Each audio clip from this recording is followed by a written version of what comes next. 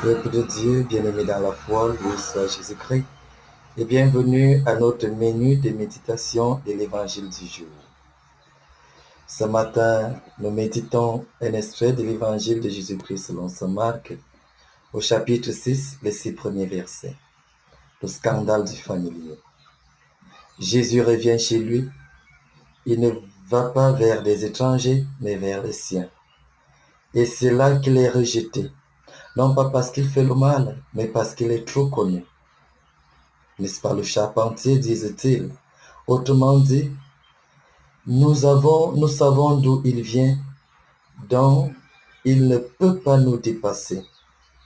Ce refus est l'un des drames les plus profonds de notre monde. Nous refusons ce qui vient de trop près. Nous préférons ce qui brille, ce qui impressionne, ce qui vient d'ailleurs.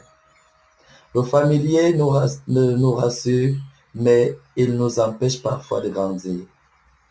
Nous enfermons les autres dans ce que nous avons toujours connu d'eux. Nous les figeons dans le passé. Notre société fait la même chose. Elle classe, étiquette, enferme. Elle décide ce qui est crédible et ce qui ne l'est pas. Non pas selon la vérité, mais selon l'origine, le statut, l'image. Celui qui ne correspond pas au modèle est disqualifié avant même de parler.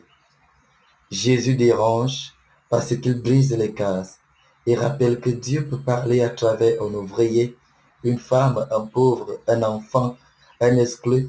Dieu ne demande pas de diplôme pour se révéler, il cherche des cœurs ouverts. Mais les habitants de Nazareth refusent d'écouter, leur foi est bloquée par leur certitude de savoir. Et Jésus ne peut presque rien pour eux, non pas parce que Dieu manque de puissance, mais parce que l'homme ne peut fermer, parce que l'homme peut fermer sa liberté à la vérité. C'est une parole dure pour nous aujourd'hui. Nous voulons des miracles, mais nous refusons la conversion. Nous voulons le changement, mais pas qu'il commence en nous. Nous voulons un monde nouveau, mais sans remettre en question nos habitudes, nos préjugés, nos sécurités. Le prophète n'est pas rejeté parce qu'il ment, mais parce qu'il dit ce que personne ne va entendre.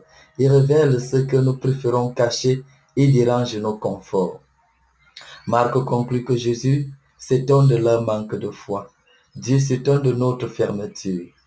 Le scandale n'est pas que Dieu se fasse homme, mais que l'homme refuse encore d'accueillir Dieu quand il se présente sans